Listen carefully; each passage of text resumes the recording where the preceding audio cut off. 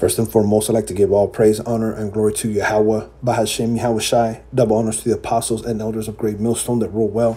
And a sincere salutation to the Akim pushing this truth and sincerity by Shem Rokak Wadash. I was reading this chapter, Isaiah 65, and some scriptures jumped up at me. And, they have a lot of bearing on what is going on today and what will shortly come to pass. Okay, so I want to start here on the 9th verse. Lord willing, this will be edifying. It says, "And I will bring forth a seed out of Jacob, and out of Judah an inheritor of my mountains, and mine elect shall inherit it, and my servants shall dwell there." Okay, so this is speaking about the Lord bringing forth a remnant, okay, of Jacob, which is Israel, and Judah, okay, the two kingdoms. It says the elect shall inherit it, and my servants shall dwell there in the mountains of Israel, okay, and that's the land of you so-called blacks, Latinos, and Native Americans. It says, "And Sharon shall be a fold of flocks, and the valley of Achor a place for the herds to lie down in, for my people that have sought me."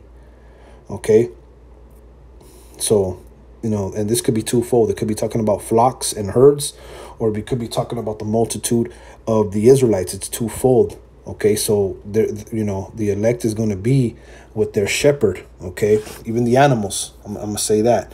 But it says, "But ye are they that forsake Yahweh, that forget my holy mountain." Okay, and Salakia.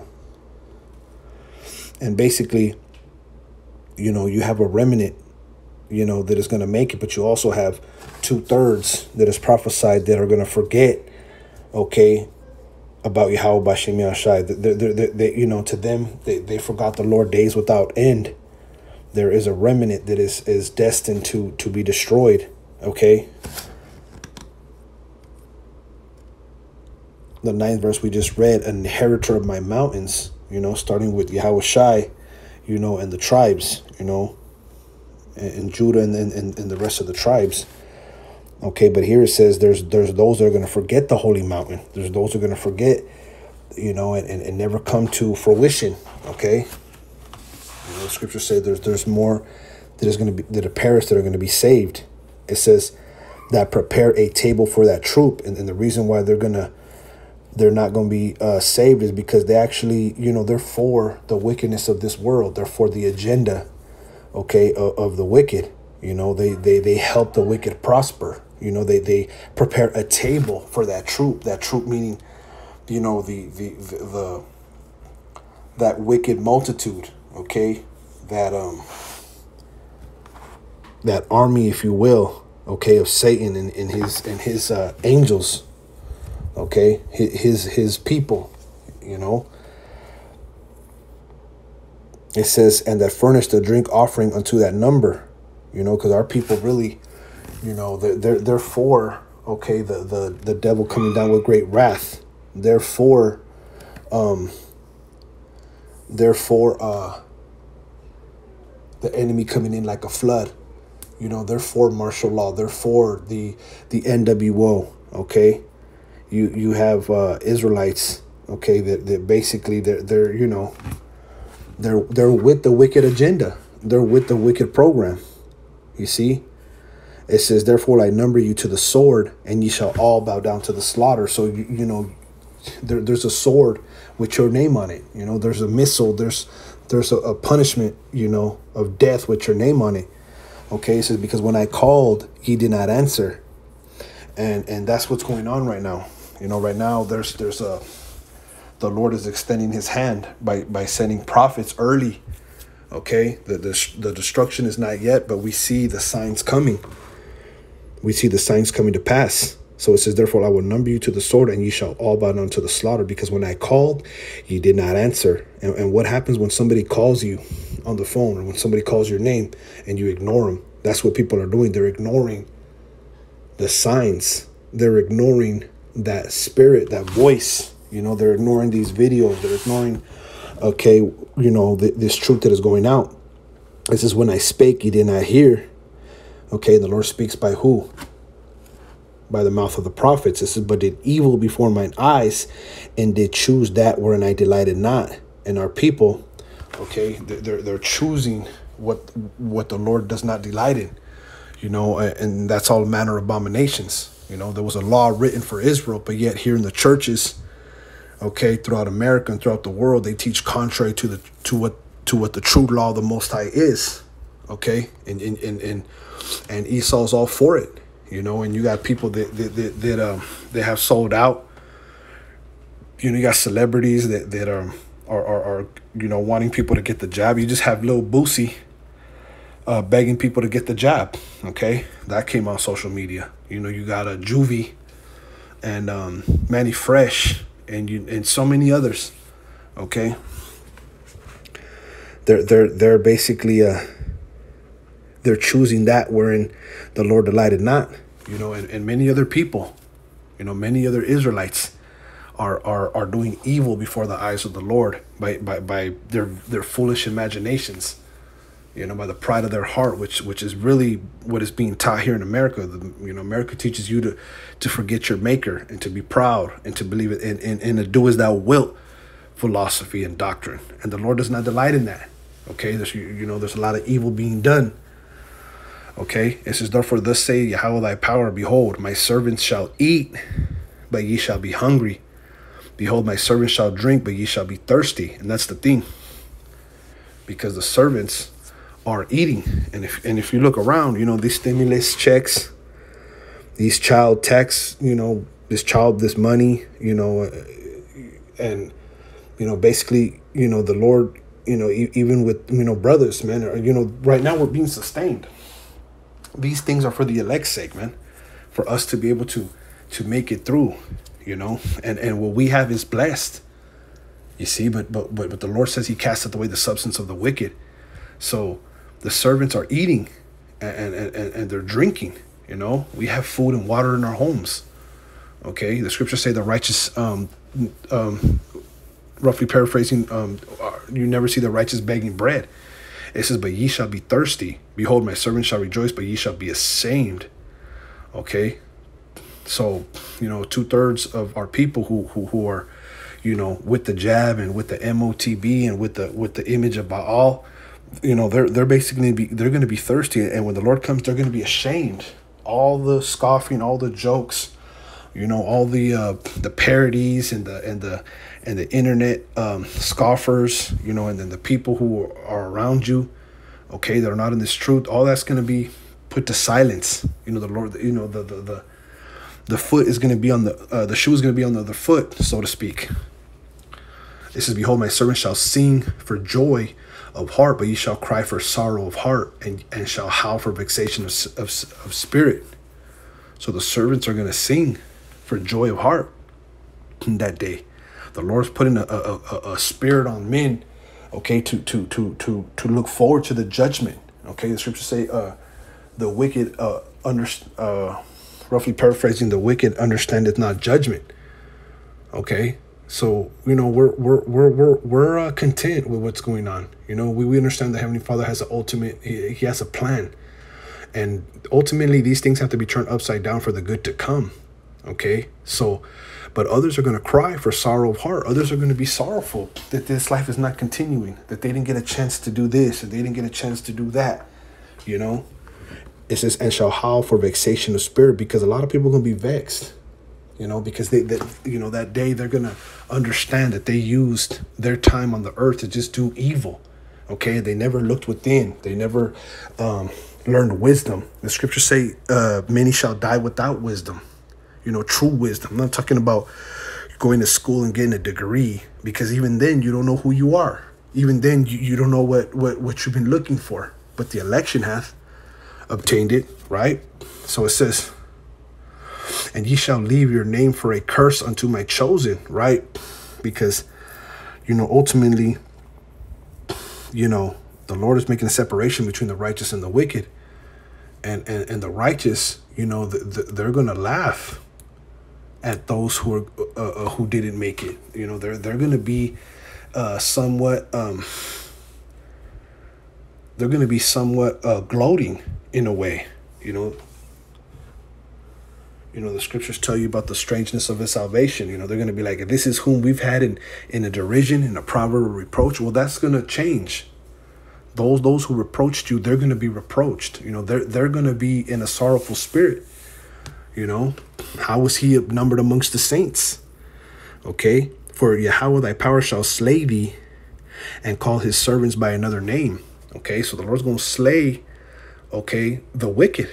Okay, those who weren't chosen. It says that he who blesseth himself in the earth shall bless himself in the Most High of truth. And he that sweareth in the earth shall swear by the Most High of truth, because the former troubles are forgotten, and because they are hid from mine eyes. Right. And when you, when you bless, when you pray and you bless, yourself, when you anoint yourself, you're going to anoint yourself in the name of Yahweh Bashem Yahushai. You know, and when you make an oath to the Most High, you make it in the name of Yahweh Bashem Yahushai. We know the name now. And the former troubles are forgotten, right? The things that we, went through in this life, they're going to be forgotten.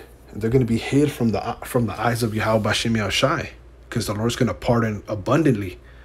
It says, for behold, I create new heavens and a new earth, and the former shall not be remembered nor come into mind. So the things that we suffered, we're not going to remember that. And it's not going to come into our mind. The Lord's going to make, the earth is going to be restored into a pristine state. It's going to go into that. All right. It says, but be ye glad and rejoice forever in that which I create. For behold, I create Jerusalem a rejoicing and her people a joy. So we have to be glad, we have to really rejoice in these words and really hold on to them, because wisdom and knowledge shall be the stability of our times.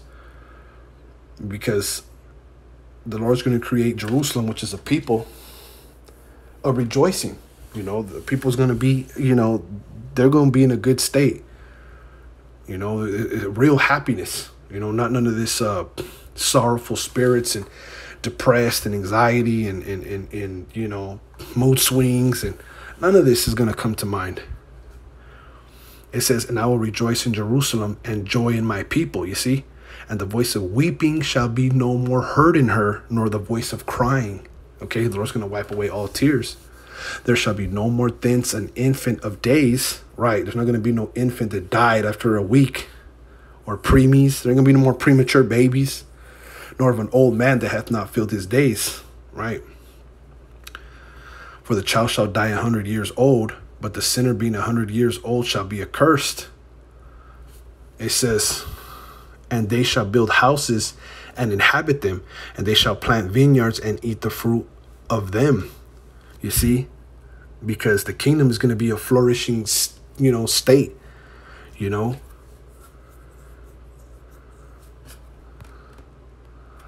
Let's see what it says here.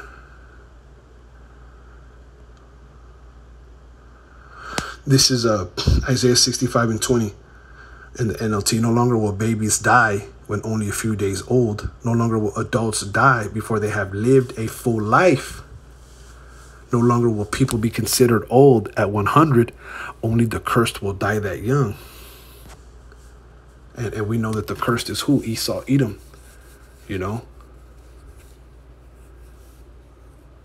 And they shall build houses and inhabit them. And they shall plant vineyards and eat the fruit of them. Okay, so, the wicked is going to build our houses, and we're going to inhabit that house, and it says, and they shall plant vineyards and eat the fruit thereof. So they're going to plant our vineyards, and we're going to eat the fruit of them. Okay. We're going to eat the grapes that they plant, we're going to live off their backs. Okay. There ain't going to be no more, building up this Fortune 500 company, and here it is. You're just one guy, and you'll never get a piece of the pie. You'll never get a raise. The boss, he doesn't know your name. Your work is not really much esteemed.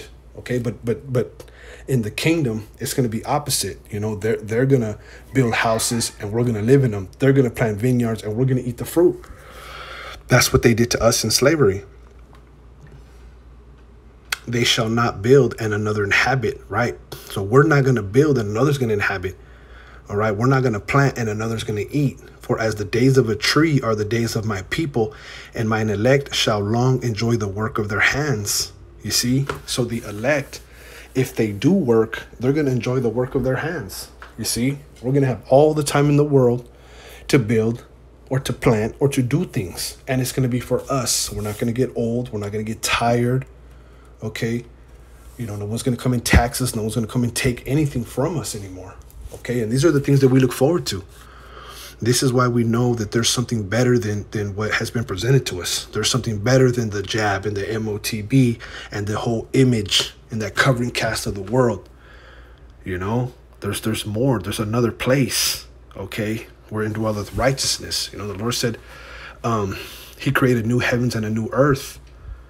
The former shall not be remembered nor come into mind. So this lifestyle is going to vanish.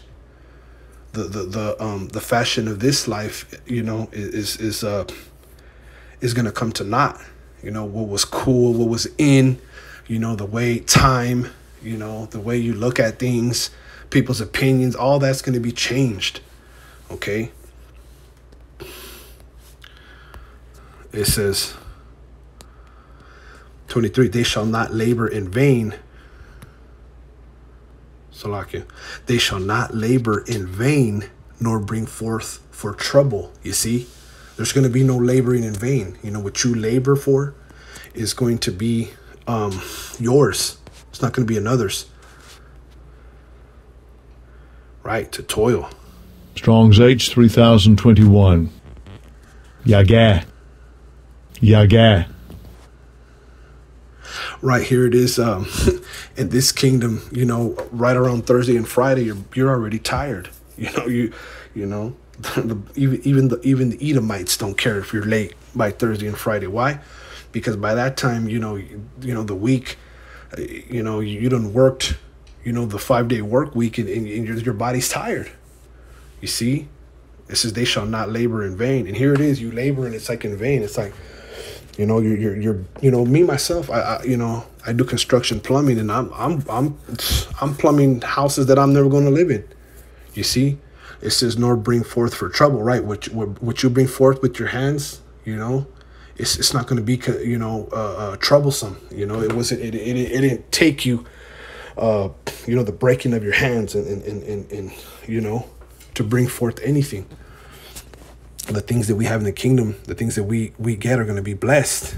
This is for they are the seed of the blessed, right, of Yahweh, and their offspring with them. You see, so even our children are going to be blessed, Lord willing, you know. And it shall come to pass that before they call, I will answer, and while they are yet speaking, I will hear. Because Yahweh Hashem is going to be that close. He's going to be ever so present, okay, with us, you know. It says the wolf and the lamb shall feed together, and the lion shall eat straw like the bullock. Okay, so the lion and the bullock are going to eat straw. The wolf and the lamb, they're going to eat together. And the dust shall be the serpent's meat. They shall not hurt nor destroy in all my holy mountain, saith Yahweh. Okay, there's going to be the animals are going to be at peace. There's not going to be no destroying in the mountain. Okay, in the government, you know, in Jerusalem, which is going to be the center of the world, you know, the center of it all. That's going to be the nucleus, if you will, of the kingdom. Okay, that's going to be on the earth. All right, so, you know, I just wanted to, you know, bring this out, a couple scriptures to you know, to uplift brothers, man, in this time, you know, and you sisters as well, you know. But, you know, Lord willing, you know, there was a balance. There was some an admonition as well as an exhortation in this. Lord willing, you got something out of it. And I want to say, Barak to Yahweh, Barak to Yahweh Shai, Barak to Yahweh, Barak to Yahweh Shai, Barak to Yahweh, Barak to Yahweh Shai. Shalom.